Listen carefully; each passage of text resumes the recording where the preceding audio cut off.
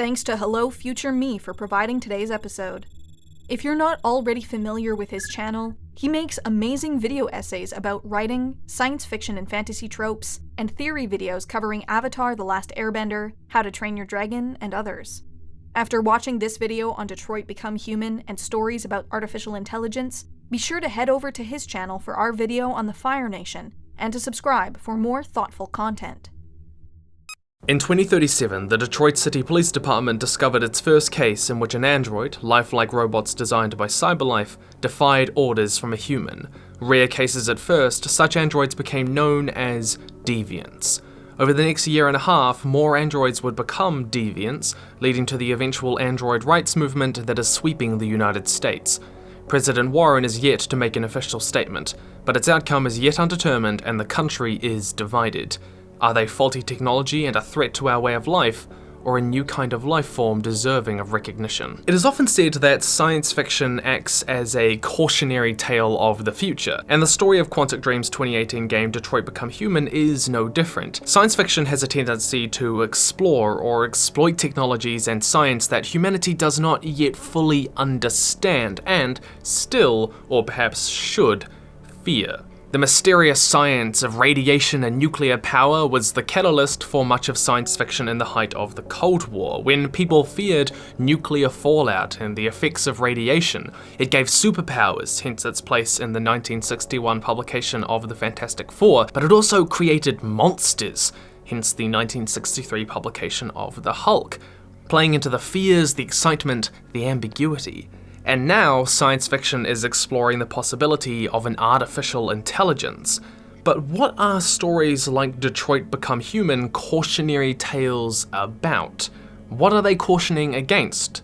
Stories like Terminator or Ally and the 100 are cautionary tales of the dangers of a super-intelligent AI with inhuman morals. But stories like David Cage's Detroit fit into a very specific subset of fiction alongside stories like Westworld, The Talos Principle, or Catherine Villeneuve's Silent and Very Fast, that ask, what happens when artificial intelligence achieves personhood? Or, as the title says, becomes human. To answer this, let's have a look at how this question is usually explored, first on a thematic level, and then how the plot supports it, to see the real cautionary tale behind it. The themes. The reason we'll start with the themes is that more so than the plot or the characters, this type of AI story is often driven by a very particular thematic discussion that defines the characters and the story around it. Because the focus is on AI becoming human, or more broadly a person, the story is less about what AI means for humanity and more about what it means to be human in the first place. This is often done through a number of thematic literary tools, but we will focus on just two: symmetry and juxtaposition, and how they are used in Detroit. Detroit draws a number of parallels to create a symmetry between our androids and our humans. The most obvious is physical. Marcus bleeds a blue liquid when he's shot, a clear metaphor for blood that seems superfluous given it's unlikely that robots would ever need such a liquid inside of them. Connor has a body of metal and wires that moves no differently to one of blood and bone. They don't even seem dramatically that much stronger. Alice even has a heating mechanism to simulate a child getting cold, something that is ultimately just added to intensify this parallel between the androids and humanity. But the symmetry is also emotional. Marcus feels anger when he loses North and experiences emotional conflict over choosing violence or peaceful protest. We care about Hank's alcoholism because Connor does, and we can feel the distress in Kara's story when she's captured by Zlatko. Lastly, this kind of AI story usually draws a symmetry relationally as well. The relationship between Kara and Alice feels as real as any between a mother and daughter, and Connor develops a true and genuine relationship of dependency with Hank. The aim of this symmetry is to show that the AI is just as capable of the physical, emotional, and relational dimensions of being human or being a person, and there is a very particular reason for this. By creating a symmetry between androids and humans on these three different levels, the reader is left to question what marks the difference between artificial intelligence and intelligence. Does it matter that humanity created them? The setup, these themes are designed to deconstruct our understanding of humanity. If our understanding of humanity is physical, then it's difficult to argue that having prosthetic limbs or mechanical hearts makes us less human, and thus their robotic bodies, their blue blood, their wires should not make them lesser people as well. However, the physical dimension is sometimes lacking in these types of AI stories because we don't tend to identify humanity with our bipedal flesh and blood as much. The 2005 film Stealth lacks the physical component when the AI is a plane instead of a bipedal figure. But what about emotional or relational symmetry? These are nearly always present in these types of stories because we identify these kind of things with being more human. And Detroit definitely narrows in on this question. In fact, the mark of a robot is often in these types of stories being cold and calculating. I'm sorry, Dave. I'm afraid I can't do that. This has led to a number of stories building the supposed distinction around empathy as the defining human trait that distinguishes AI from humans. Deviants in Detroit are marked out by their empathy. Kara shows empathy for Alice, Marcus feels for North. And in the final moment in the Cyberlife factory where Hank has to distinguish between the real and fake Connor, he identifies his friend because the real Connor shows empathy for the loss of his son. My son, what's his name? His name was Cole. It wasn't your fault, Lieutenant. A truck skidded on a sheet of ice and your car rolled over. I would have said exactly the same thing. Don't listen to him, Hank. I'm the one who... Another example is Ridley Scott's Blade Runner, which utilizes the same thematic technique by having the replicants supposedly distinguished by an inability to feel empathy. But the events of the story, funnily enough, clearly show replicants like Roy Batty as the only ones really feeling and expressing empathy for others. After all, he's the one that saves Deckard in his final moment, while most of the humans in the story are pretty awful.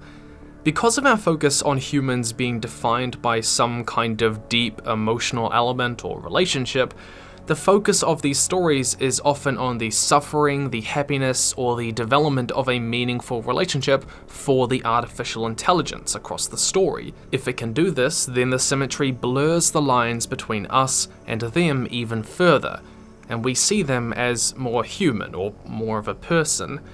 The setup also means that the story tends to be more personal than other AI stories. For example, Terminator, where the AI may not even be a protagonist. And the symmetry in these stories is supported by our second literary device, juxtaposition, where the actions and relationships of the AI are often juxtaposed to those of the real humans. Kara's decision to protect a child from abuse is juxtaposed with Todd's decision to abuse the child. Kara showing empathy where Todd does not, and Marcus's pleas for peace and understanding are juxtaposed with the American government's hardline stance of oppression up to the point of near genocide. He shows empathy where they do not. This juxtaposition leaves us with the uncomfortable impression that the AI are the most human characters in the story, and that the line between them and us blurs to the point of non-existence. In a sense, they seem even more human than the humans. Whatever it narrows in on, like in the case of Detroit being genuine relationships of empathy, that is usually what the story's answer is to the question, what makes us human?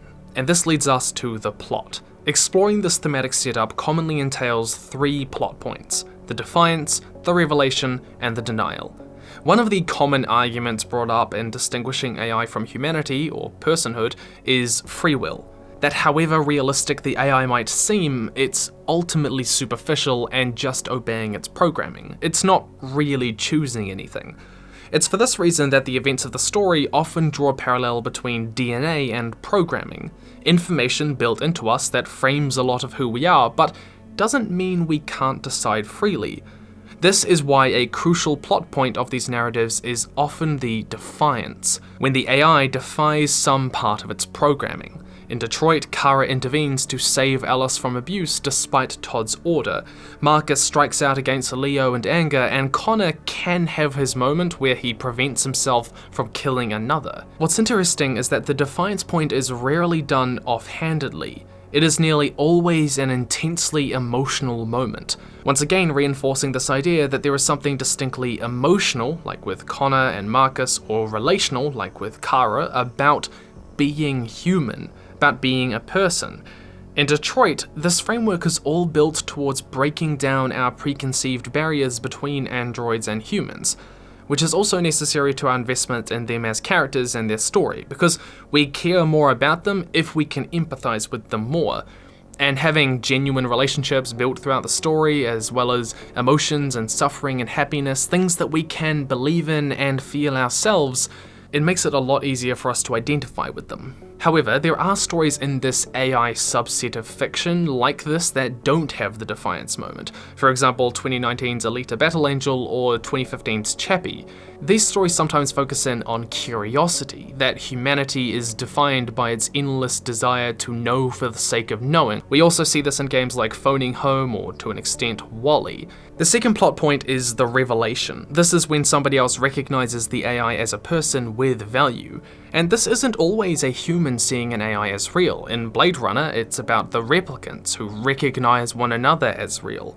What matters is that in these stories, the revelation is often used to allow the AI to develop emotionally and relationally. It's difficult to break down these preconceptions we talked about when they don't have any way to relate to the world around them. The revelation is Alice recognizing Kara, is Hank recognizing Connor, and is North recognizing Marcus.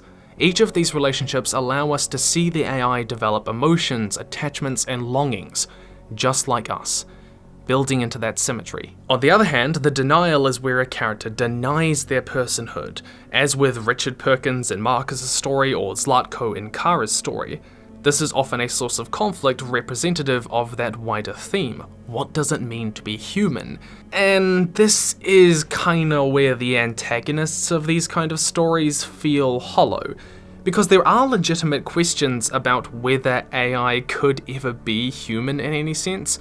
A lot of the academic community believe that AI could easily simulate the effects of human emotions and behavior perfectly, but this is not the same as actually thinking and feeling it. It's just an incredibly good replication. Detroit doesn't really explore this in its story, leaving its antagonist largely devoid of complexity, even if the game still resonates with you emotionally, which for me, it totally 100% did. But how does all of this, the symmetry and the juxtaposition, this 3 plot point paradigm, make Detroit a cautionary science fiction tale, like the ones we've read about the dangers of nuclear power, the dangers of time travel, the dangers of interacting with aliens? There's a lot about danger, to be perfectly honest, but Detroit isn't about the danger of AI, at least not the danger to us personally. There's stories like Terminator for that. No. This paradigm is a cautionary tale about how humanity will interact when its position as the intelligent being is challenged. Or not even challenged, but just merely equaled in the case of Detroit, because androids don't seem immeasurably smarter or better than humans. But the uncomfortable reality is that AI won't be invented to be AI, to be an independent being of its own. It'll be created to help the elderly, to clean homes, to assist in crimes. But it's highly unlikely that it'll be identical to humans psychologically, morally, or physically. But that doesn't mean it isn't a person. Detroit keys into and plays up this ambiguity in the world of science by making them wholly identical to us, to confront us in the most visceral and real way, so that we're still asking ourselves the questions that we need to ask. This is why the juxtaposition of, say, their empathy versus our lack of empathy is really important, and tries to confront us with the problems that we are going to face with this issue, hoping to make us identify with the AI before we ever get to the point where we're oppressing them. That's what science fiction does. It takes the rapidly advancing and ever-expanding role of programmed intelligence in our world and asks, what will we do when we get to this point? How will we respond? But the dark reality of all of this is that because these stories are so often framed for us to empathize with the AI, we tend to imagine ourselves in the position of the one recognizing them as real people with value in the revelation point. But because we're going to design these creatures to serve us, to make our lives better, we don't really have an incentive to see them as equals. The cautionary tale here is that we are not Rose helping Kara, Carl recognizing Marcus. We are the denial. We are the ordinary public that sits on the fence and watches as a genocide takes place. In line with the tradition of science fiction, Detroit is a cautionary tale of humanity's worst impulses under pressure, a warning to consider how we will act if this eventuality comes to pass. Thanks again to Hello Future Me for today's video. If you enjoyed his content, you'll find a link to his channel in the description. And if you'd like to see our video about the history of the Fire Nation, check out our video over on his channel.